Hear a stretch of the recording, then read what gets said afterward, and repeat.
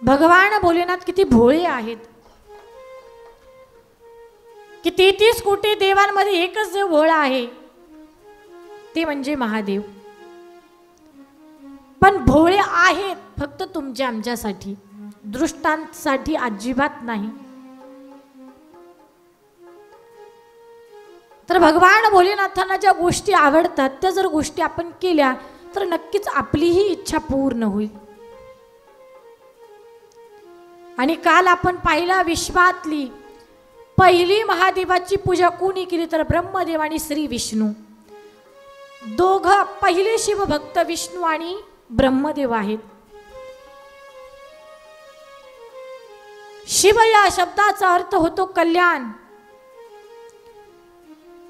कमी सेवेनं आणि जास्तीचं फळ देणारे एकच देव म्हणजे महादेव. म्हणून या देवाला आशुतोष असे म्हणतात. इतर देवांचं मी काही सांगू शकत नाही. आपण त्यांची कितीही पूजा करा, फळ काय आपली इच्छा सुद्धा पूर्ण करीत नाही. पण परीक्षा खूप घेतात बाकीचे देव. पण महादेव एवढे भोळे आहेत, एवढे भोळे, त्यांची कशीही सेवा करा. यदा कदाचित महादेवाची पूजा करत असताना आपला पूजाविधी चुकला तरी सुद्धा शाप नाही, त्या गोष्टीचं फळच मिळतं. एवढे भोळे आहेत महादेव. म्हणून अखंड शिवलिंगाला पाणी अर्पण करा. कुणी म्हणेल शिवलिंगाला पाणी अर्पण करू पण फायदा काय? शिवलिंगाला पाणी अर्पण केल्यानंतर 3 दोष निघून जातात.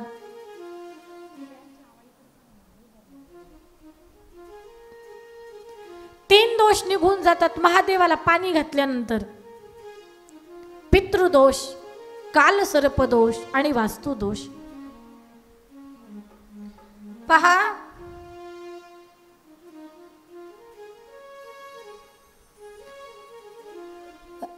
रात्रीच्या वेळी तुम्हाला झोप येत नसेल, समजावं पितृदोषाचं लक्षण आहे. घरामध्ये सगळं काही व्यवस्थित आहे पण पती पत्नीचं सारखं भांडण, पितृदोषाचं लक्षण आहे. घरामध्ये सगळं सुख आहे पण संतानच नाही, पितृदोषाचं लक्षण आहे. घरामध्ये सगळं काही व्यवस्थित आहे, भरपूर पैसा आहे, प्रॉपर्टी आहे, पण घरातली माणसं एकमेकांना बोलत नाही, 4 कोपऱ्यात 4 चौघांची तोंड, पितृदोषाचं लक्षण आहे.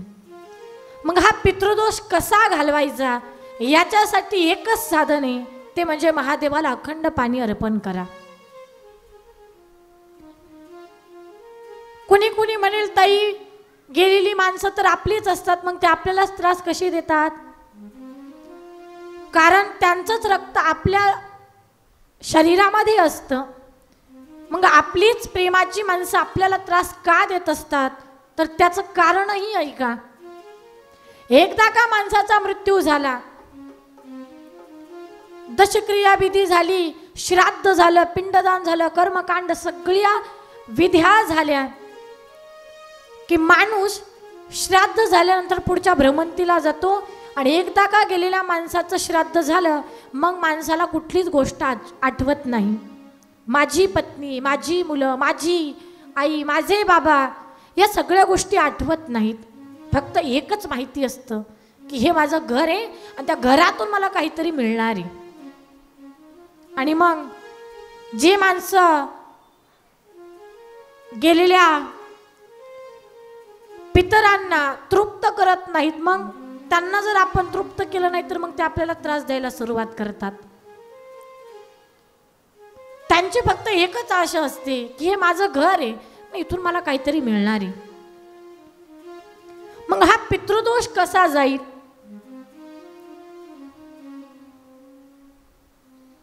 त्याच्यासाठी एवढाच उपाय, महादेवाला अखंड पाणी घाला.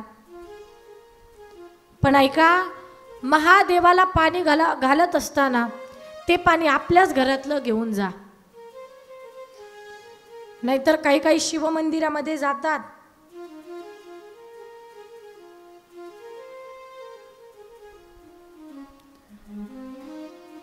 आणि दुसरं कुणी पूजा करायला आलेलं असतं, त्यांचंच पाणी घ्यायचं, त्यांचीच बेलपत्र घ्यायची, त्यांचीच फुलं घ्यायची, अंधारा केलं अर्पण. असं अजिबात करू नका. देवाला उसनवारी अजिबात जमत नाही. मला सांगा, भगवंतानं काय कमी केले आपल्याला? सगळं काही दिलंय. मग आपण त्याच्या धर्म कार्यामध्ये का चिकाटी करतो, का हात माघारी घेतो, हेच कळत नाही मला. भगवंताने एवढं सगळं दिलंय ना, तर कुठं तरी आपण सुद्धा त्याच्या धर्म कार्यामध्ये मदत केली पाहिजे.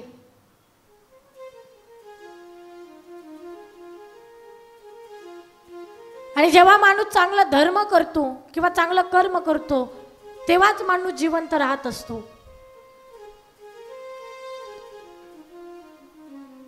भगवंतानं एवढं सगळं दिलंय. फूल नाही फुलाची पाकळी म्हणून एवढं सुंदर सप्ताहाचं नियोजन केलंय. विनंती असेल, फूल नाही फुलाची पाकळी म्हणून आपण या सप्ताहाला मदत करा. एका हातानं मदत केली तर माझे भगवान भोलेनाथ हजारो हातानं दिल्याशिवाय तुम्हाला राहणार नाहीत. कुठं 10-5 रुपये धर्म कार्यामध्ये खर्च केल्यानंतर गरिबी येत नसते. उलट 10 रुपये दिले तर 20 रुपये तुम्हाला मिळत असतात. पण आपण जर धर्म कार्यामध्ये मदत केली नाही तर आपली ही अवस्था एक दिवस दुर्योधनासारखी झाल्याशिवाय राहणार नाही. महाभारत माहितीये का? झोपल्या काय मागच्या? महाभारत माहितीये का? आणि त्या महाभारतामध्ये दुर्योधन नावाचा राजा होऊन गेला. कुणी कुणी पाहिले? जरा वर बोट करा. समोरासमोर पाहिले का? नाही, टीव्ही मध्ये पाहिले. गाथ्यामध्ये महाभारतामध्ये ऐकलेलं आहे दुर्योधनाबद्दल. दुर्योधन असा होता की त्याच्या दारामध्ये जो व्यक्ती काहीतरी भिक्षा मागायला येईल, दुर्योधन काहीच देत नव्हता. तो म्हणायचा आमच्याकडे काहीच मिळत नाही. देत नव्हता पण एक उपकार करायचा. काय? देणाऱ्यांची घरं बोटानं दाखवायचा. या गल्लीत जा, आमचे पाटील भाऊ राहतात. इकडे जा, इकडे हे राहतात, ते राहतात. आता इथं सगळेच पाटील आहेत, कुणाकुणाचं नाव घेऊ. देत नव्हता पण देणाऱ्यांची घरं बोटानं दाखवायचा. एक दिवस गंमत अशी झाली, दुर्योधन त्याच्या मित्रांबरोबर गेला शिकार करण्यासाठी अरण्यामध्ये. पण तिकडच जंगलाला आग लागली. दुर्योधन आगीमध्ये फसला. सगळी मित्र पळून गेली. हो, एकटाच ओरडू लागला. 2 दिवस झाले, 3 दिवस झाले, 4 दिवस झाले. आता मात्र अंगाला अग्नीची चटकी बसू लागली. आता मोठमोठ्याने ओरडायला लागला, कुणीतरी मला वाचवा, मी राजा आहे, हस्तिनापूरचा युवराज, मला वाचवा. खूप दिवस झाले. आता या दुर्योधनाला भूक लागली, तहान लागली. पण भगवंतालाच दया आली. भगवान परमात्मा प्रगट झाले आणि विचारले, हे दुर्योधना, तुला तहान लागली का? हो देवा, खूप तहान लागली. भूक लागली का? हो देवा, खूप भूक लागली. 8 दिवस झाले पोटामध्ये अन्नाचा कण नाही. भगवान म्हटले, दुर्योधना, कधी कुणाला काही दिलं का? म्हणे अजिबात नाही. भगवान म्हटले, असाच मर. कुणाला काही दिलं नाही ना. पण भगवंताच्या लक्षात आलं, देत नव्हता पण देणाऱ्यांची घरं दाखवत होता. भगवान म्हटले, दुर्योधना, ज्या बोटानं देणाऱ्यांची घरं दाखवली ते बोट जिभेला लाव, तुझी भूकही जाईल आणि तहानही जाईल. त्यानं ते बोट जिभेला लावलं. चमत्कार असा झाला, भूकही गेली, तहानही गेली आणि ज्या जंगलात फसला होता ते सुद्धा अदृश्य झालं. तात्पर्य काय? तुम्ही देऊ नका पण देणाऱ्यांची घरं तरी निदान दाखवत जा. का? कधीतरी अशी ही वेळ आपल्यावर जर आली, निदान बोट चाटण्याचं भाग्य तरी मिळालं पाहिजे आपल्याला. म्हणून देऊ नका पण निदान देणाऱ्यांची घरं तरी बोटानं दाखवत जा. मी वाक्य नेहमी सांगत असते, महिला मंडळ, दारामध्ये येणारा भिकारी कधीच भीक मागण्यासाठी येत नसतो. तो या गोष्टीचा संदेश देतो, दादा, मी मागच्या जन्मामध्ये काहीच दान धर्म केलं नाही म्हणून आज माझी अवस्था अशी झाली. तुमची जर अवस्था तशी होऊ नये असं जर वाटत असेल तर तुम्ही दान धर्म करा. सुभाषितकार म्हणतात, हस्तस्य भूषणम दानम, सत्यम कंठस्य भूषणम, श्रोतस्य भूषणम, शास्त्रम भूषणे किं प्रयोजनम. जे हात दिलेत त्यांना दान धर्म करा, देण्याची वृत्ती ठेवा, आपोआप सगळं तुमच्याकडे ऐश्वर्य येईल.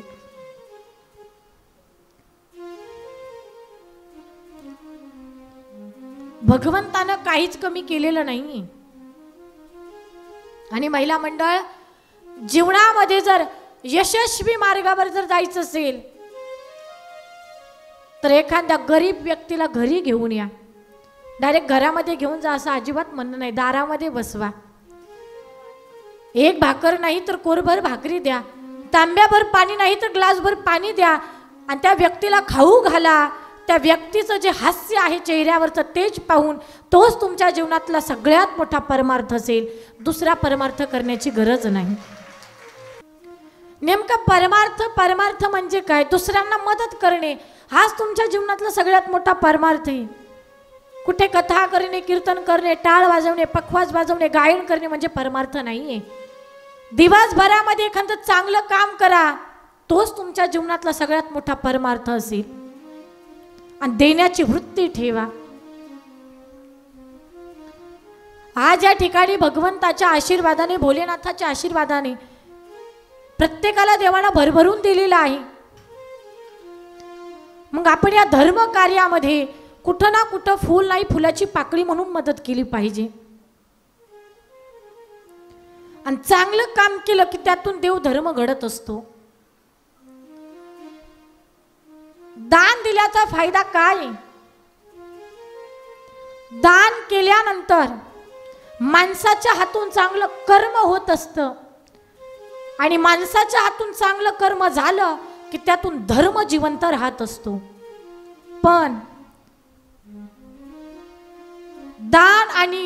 दान, कर्म आणि धर्म या तीन गोष्टी जेव्हा एकत्र येतात तेव्हाच तर माणसाच्या हातून देव धर्म घडत असतो. म्हणजे देवधर्म म्हणजे काय? तुम्ही दान करा, दान केलं की तुमच्या हातून चांगलं कर्म होते आणि चांगलं कर्म झालं की त्यातून धर्म जिवंत राहत असतो आणि धर्म जिवंत राहिला तर तेव्हाच माणसाच्या हातून देवधर्म घडत असतो. म्हणून देण्याची वृत्ती ठेवा. भगवंतानं सगळं काही दिलेलं आहे आणि सगळं फुकटच आहे आपल्याला. विचार करा, भगवंतानं एवढं सगळं दिलं. दिले इंद्रिय, हात पाय कान, डोळे मुख, बोलाया वचन, जेणे तू जोडसी नारायण, नासे जीवपन भवरोग, जेणे देवे दिला देह भजन गोमटा. भगवंतानं सगळं दिलंय. मग एवढं सगळं दिलंय, काय काय म्हणतील फक्त देहच दिलाय. हवा सुद्धा फुकट आहे, ऑक्सिजनचे काही घेतो ते सुद्धा फुकट आहे, हा देह सुद्धा फुकट आहे. त्याच्या धर्म कार्यामध्ये आपण का कंजूसी करतो? भगवंतानं सगळं दिलंय आपल्याला. लक्षात येण्यासाठी एक दृष्टांत सांगते मी तुम्हाला. एक 70-75 वर्षाचे आजोबा होते आणि त्यांच्या हृदयाचं ऑपरेशन झालं.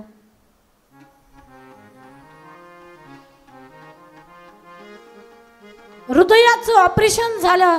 5 दिवस डॉक्टरांनी त्यांच्या हृदयावरती शस्त्रक्रिया केली.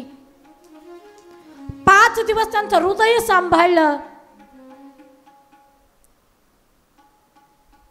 बाबा पुन्हा नव्यानं त्या ठिकाणी चालायला लागले, बोलायला लागले. आता घरी जाणार तर त्याच वेळी डॉक्टर साहेब बिल पावती घेऊन आले. तर बिल होतं 5 दिवस हृदय सांभाळलं, शस्त्रक्रिया जी केली, 5 दिवसाचं बिल झालं 5 लाख रुपये. आजोबांनी ते बिल पाहिलं आणि ढसढसा रडायला लागले. डॉक्टर साहेब म्हटले, बाबा 5 लाख रुपये बिल झालं म्हणून तुम्ही रडता का? काही 10-5 हजार रुपये कमी करू का? तर त्या बाबांनी दिलेलं उत्तर ऐका. ते आजोबा म्हटले, डॉक्टर साहेब 5 लाख रुपये काय, 50 लाख रुपये जरी तुम्ही बिल केलं असता तर मी सगळे पैसे तुम्हाला दिले असते, पण बाबा तुम्ही रडता का? तर तेव्हा ते बाबा म्हटले, डॉक्टर साहेब 5 दिवस तुम्ही माझं हृदय सांभाळलं तर 5 लाख रुपये बिल केलं. 55 वर्षापासून जगाचा मालक मला सांभाळतोय, पण 1 रुपयाची पावती सुद्धा त्यानं मला पाठवली नाही, म्हणून मी रडतोय. 55 वर्षापासून तो भगवान मला सांभाळतोय, 1 रुपयाची बिल, 1 रुपयाची पावती सुद्धा त्यानं मला पाठवली नाही, म्हणून मला रडू येते. बाबांचं उत्तर ऐकून डॉक्टर सुद्धा रडायला लागले. म्हणजे एवढं सगळं ईश्वरानं फुकट दिले आपल्याला. सुंदर अशी मनुष्याकृती दिली, जिथे नाक पाहिजे तिथं नाकच दिलं. थोडासा विचार करा ना, हे जर तोंड मागच्या जर बाजूला असतं तर जेवण असं करावं लागलं असतं, असं उलट. पण नाही, सगळं काही व्यवस्थित दिलेलं आहे. मग जगाच्या मालकानं एवढं सगळं दिलंय आपल्याला, एवढा देह दिलाय अनमोल किमतीचा, मग आपण त्याच्यासाठी काहीतरी केलं पाहिजे, काहीतरी दिलं पाहिजे. तो मागणार नाही आपल्याला, पण त्याच्या जर बिलाची पावती, जर या देहाचे जर बिल आपल्याला भरायचं असेल तर एकमेव ठिकाण म्हणजे हा अखंड हरिनाम सप्ताह आहे. तो म्हणणार नाही की या सप्ताहाला मला मदत करा. आपणच थोडंसं शान व्हायचं, विचार करायचा, रे देवाना दिलाय ना तर चला फुल नाही फुलाची पाकळी म्हणून आपण मदत करू. देवाना दिलाय ना, चला काल्याची पंगत आपण देऊ. 7 दिवसामध्ये अन्नदान आपण करू. त्यानं दिलाय, बिल पावती पाठवली नाही, पण ते बिल भरण्याचं काम म्हणजे हा धर्म मंडप आहे, हा अखंड हरिनाम सप्ताह आहे. म्हणून या सप्ताहाला आपण मदत केली पाहिजे. पण लोकांना म्हटलं की दादांनो या ठिकाणी मदत करा, तिथं मदतच करत नाही, आणि जिथं देऊ नका तिथं दिल्याशिवाय राहत नाहीत. हा स्वभाव आहे माणसांचा. भगवंतानं सगळं दिलंय, तर मला सांगायचं काय, एवढं सगळं आहे आपल्याकडे, पण जेव्हा आपण शिव मंदिरामध्ये जातो तेव्हा शिव मंदिरामध्ये जात असताना आपल्याच घरातलं पाणी घेऊन जा, आपल्याच घरातली बेलपत्र घेऊन जा, दुसऱ्याचा अजिबात घेऊ नका, कारण त्याचा फायदा होणार नाही. तुम्ही जर दुसऱ्याचं पाणी घेऊन शिवलिंगाला अर्पण केलं तर जेवढं काही तुमच्या मनात इच्छा आहे ती दुसऱ्याला सगळी निघून जाईल, त्यामध्ये तुमचाच तोटा होईल. पण हे आज माणसांना कळत नाही. मला सांगा, जीवनामध्ये 1-10 मिनिटं आपण देवाला दिले तर कुठं काही बिघडणार आहे? असं पण आपण इतर वेळी गप्पाच करतो, हिचं काय झालं तिचं काय झालं, काय करायचंय. काही म्हणत असतील ताई गप्पा मारल्याशिवाय आमचा दिवस जात नाही, तर एक स्पेशल तास करा, निंदेचा तास, गप्पा मारण्याचा क्लास, स्पेशल 1 तास त्याच्यासाठी द्या. पण 10 मिनिटं तरी आपण भगवंतासाठी दिले पाहिजेत. आणि पाणी पण असं पण नाही ना की पाणी तुम्हाला विहिरीवरून आणायचंय, घरातलंच पाणी घ्यायचंय आणि मंदिरामध्ये घेऊन जायचंय.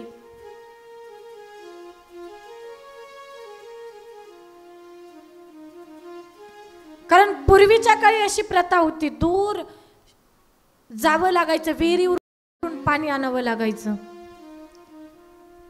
आणि असं म्हणतात, एखादं काम करत असताना आपणच आपल्या घरातल्या वस्तू भगवंताला अर्पण केल्या तर ते शुभ लक्षणे, चांगलं काम आहे.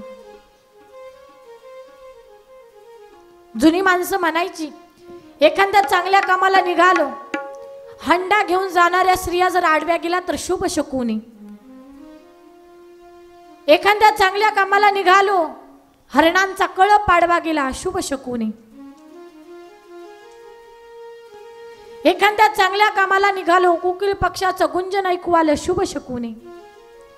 एखाद्या चांगल्या कामाला गेलो, संतांचं दर्शन झालं, शुभ शकुनी. पण एखाद्या चांगल्या कामाला निघालो जर मांजर आडवी गेली तर? माझे गुरु म्हणतात एखाद्या चांगल्या कामाला गेलो, मांजर आडवी गेली तर ठीक आहे, पण चांगल्या कामाला निघालो माणसं जर आडवी गेली तर? चांगल्या कामाला निघाल्याच्या नंतर मांजर आडवी जावी, पण माणसं अजिबात आडवी जाऊ देऊ नका. का? कारण माणसं मांजरीपेक्षा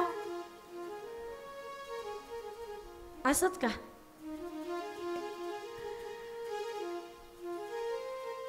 मांजर तरी एखाद्या वेळी आडवी गेली तर काम होऊ देणार नाही, पण माणसं धरलेलं काम अजिबातच होऊन देत नाहीत. म्हणजे आपण जर आपल्या घरातलं पाणी महादेवाला अर्पण केलं तर ते शुभ लक्षण आहे. म्हणून आपल्याच घरातलं पाणी महादेवाला अर्पण करा. अखंड जर महादेवाला पाणी अर्पण केलं तर आपल्या घरातील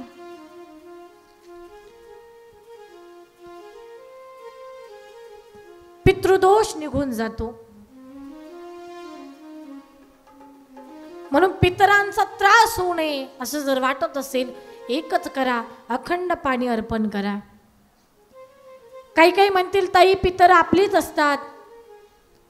मग घरामध्ये जर 2 भाऊ असतील किंवा 4 असतील, गेलेल्या व्यक्तीचं पिंडदान 4ही भावांनी करायचं का? तर हो, 4 असू द्या ना तर 40 असू द्या. असं म्हणतात आई वडिलांची प्रॉपर्टी ज्या ज्या मुलांनी घेतली त्यांनी गेलेल्या वडिलांचं दर्पण करायचे, पिंडदान करावंच लागतं. त्याच्याशिवाय तुम्हाला सुख मिळणार नाही. कधीतरी तुम्ही पंडित प्रदीपजी मिश्राजी महाराजांच्या मुखातून जटा आणि मठाची कथा ऐकली असेल.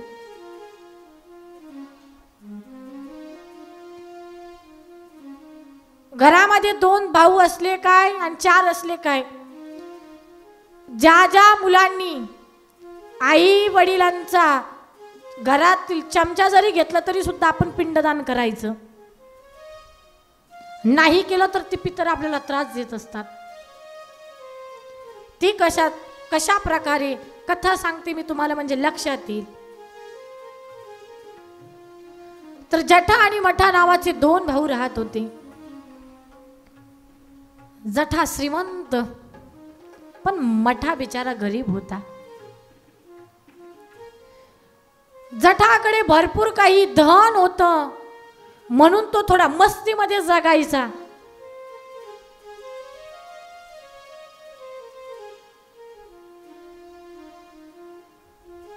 पण मठा बिचारा गरीब होता. जठाने ठरवलं आपले गेलेले आई वडील यांचं पितृदर्पण करायचे, पिंडदान करायचे. ज्या तिथीला आपले आई वडील गेले त्या तिथीला त्यानं ठरवलं. सगळ्या पाहुण्या रवळ्यांना निमंत्रण, सासूला निमंत्रण, सासऱ्याला निमंत्रण, सगळे पाहुणे रवळे. पण त्यानं ठरवलं वडिलांचं पितृदर्पण करायचे. मग आपले सगळे पाहुणे रावळे येतील, मग स्वयंपाक कोण करणार? जठाची पत्नी बोलली, तुमचा भाव आणि भाऊजाई कशासाठी? असे पण ते झोपडीमध्ये पडलेले असतात, काही काम धंदा नाही त्यांना. एक काम करा, तुमच्या भावांना बोलावून घ्या, तुमचा भाऊ स्वयंपाक करेल आणि भाऊजाई तुमची भांडे घासून काढत. पटलं जठाला. आणि जठा आपल्या छोट्या भावाकडे आला, सांगितलं, मठा, ज्या तिथीला आपल्या आई बाबा गेले त्या तिथीला मला पितृदर्पण करायचे, पिंडदान करायचे. मग तू उद्या बरोबर वेळेमध्ये स्वयंपाक करायचाय, पाहुणे रावळ्यांना जीव घालायचंय, आई वडिलांना जीव घालायचंय, तू लवकर ये. मठा बोलला, दादा मला थोडा उशीर होईल. का? मला पण वडिलांचं पितृदर्पण करायचंय. जठाला राग आला. जठा म्हटला, का रे, तू तुझं सगळं काम झाल्यानंतर येशील, फक्त जेवण करायला येतो का? अजिबात यायचं नाही, तू काय, तुझी गरज नाही मला. असं म्हणून जठा आपल्या घरी आला. त्यानं आचारी लावली, सुंदर स्वयंपाक बनवला. सगळे पाहुणे रवळे ज्या दिवशी पितरांना दर्पण करायचे त्या दिवशी पितरांचे स्वामी आर्यमा महाराज त्या पितरांना घेऊन कावळ्यावर बसवून आली आणि दारामध्ये सोडलं. दारामध्ये सोडलं आणि सांगितलं, तुमची लेकरं तुम्हाला काहीतरी खाऊ घालतील, पोटभर खा, मग मी तुम्हाला घेण्यासाठी येतो. दारामध्ये पितरांना येऊन खूप वेळ होऊन गेला. बरोबर 12 वाजले, पण जठात त्याच्या स्वतःच्याच नादात, या पाहुण्यांना हा पदार्थ खाऊ घाल. सगळ्या पाहुण्यांचं पाहिलं, पण तो विसरून गेला की बरोबर 12 वाजता मला आई वडिलांना पितृदर्पण करायचे, त्यांचं पिंडदान करायचं विसरून गेला. पाहता पाहता 12 वाजून गेले, 2 वाजले. आता पित्र तरफडायला लागली, भुकेनं तहानेनं व्याकुळ झाली. राग आला आणि शाप दिला, जठा तू आम्हाला तरफडायला लावलं ना, तर तुला तुझ्या जीवनामध्ये सुख सुद्धा मिळणार नाही, तू सुद्धा आमच्यासारखं तरफडून मरून जाशील, असा शाप दिला आणि पितर तिथून निघाली. पण त्या आई वडिलांनी विचार केला, अरे आपल्याला 2 मुलं आहेत, छोट्या मुलांना काही केलं असेल तर आपण आपली भूक शांत होईल, असं म्हणून ते छोट्या मुलाकडे म्हणजे मठाकडे आले. आता हा बिचारा गरीब होता, काहीच नव्हतं देण्यासाठी, परंतु घरामध्ये एका डब्यामध्ये छोटा गुळाचा तुकडा होता. तो गुळाचा तुकडा घेतला, एका वाटीमध्ये ठेवला, त्यावर तुपाची धार ओतली, पाणी फिरवलं, हात जोडले, बाबा आई बाबा तुम्हाला देण्यासाठी माझ्याकडे काहीच शिल्लक नाहीये, पण हा गुळ रूपी प्रसाद याचा तुम्ही स्वीकार करा आणि मला आशीर्वाद द्या. आलेल्या पितरांनी तो गुळ रूपी प्रसादाचा स्वीकार केला आणि मठाला भरभरून आशीर्वाद दिले. तुका म्हणे पितृ आशीर्वाद देते, तुका म्हणे पितृ, तुका म्हणे पितृ, तुका म्हणे पितृ, तुका म्हणे पितृ, तुका म्हणे पितृ, तुका म्हणे पितृ, तुका म्हणे पितृ, तुका म्हणे पितृ. आशीर्वाद आशीर्वाद देती, आशीर्वाद आशीर्वाद देती, आशीर्वाद आशीर्वाद देती, आशीर्वाद आशीर्वाद देती. तुका म्हणे पितृ, तुका म्हणे पितृ, तुका म्हणे पितृ, तुका म्हणे पितृ, तुका म्हणे पितृ, तुका म्हणे पितृ, तुका म्हणे पितृ, तुका म्हणे पितृ. तुका म्हणे पितृ आशीर्वाद देते, भरभरून मठाला आशीर्वाद दिले. आणि परिणाम असा झाला, जो जठा श्रीमंत होता तो रात्रीतून भिकारी झाला आणि जो मठा गरीब होता तो रात्रीतून राजा बनला, श्रीमंत बनला.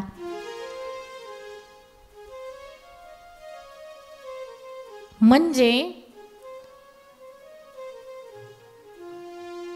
ज्या मुलांना पितरांना तृप्त केलं नाही त्याला सुख मिळालं नाही, पण ज्यानं पितरांना तृप्त केलं त्याला भरभरून आशीर्वाद मिळाले आणि तो रात्रीतून श्रीमंत बनला. कधी कधी आपल्याकडूनही चुकून पितृदर्पण होत नाही, कधी कधी आपणही विसरून जातो आणि मग पितर आपल्याला त्रास देतात, सुख लागत नाही, मध्यरात्रीला जाग येते, तहान लागते. समजावं आपले पितर तहानलेले आहेत, मध्यरात्रीला भूक जर लागत असेल तर समजावं आपले पितर भुकेनं व्याकुळ झालेले आहेत. मग हा पितृदोष कसा निघून जाईल याच्यासाठी एकच उपाय, म्हणजे महादेवाला अखंड पाणी घाला, पितृदोष नष्ट होऊन जाईल. उमापती महादेव की जय. तर महादेवाला पाणी घातल्याचा हा पहिला फायदा आहे, पितृदोष नष्ट होतो. दुसरे काल सर्पदोष, महादेवाला अखंड पाणी घातल्यानंतर काल सर्पदोष निघून जातो. आणि महादेवाला अखंड पाणी घातल्यानंतर वास्तु दोष सुद्धा निघून जातो. काही म्हणतील वास्तुदोष मध्ये नेमका असतं काय, तो कसा निघून जातो? विचार करा ना, आपण सुंदर अशी वास्तू बांधतो. आता वास्तू बांधायची म्हटली की त्याच्यासाठी वाळू लागते, सिमेंट लागतं, विटा लागतात, तेव्हा वास्तू बांधतो ना आपण. मग ज्या वाळूचा वापर आपण वास्तू बांधण्यासाठी करतो, ती वाळू कुठली आहे, काय कशी आपल्याला माहिती नसते. आणि वाळू फक्त एकतर पाण्यामध्येच, गंगेमध्येच मिळत असते. मग लोक त्यामध्ये गेलेली माणसं विसर्जित करतात, कुठं त्यांची हाडं असतात, आणि तीच वाळूची आपण वास्तू बांधतो.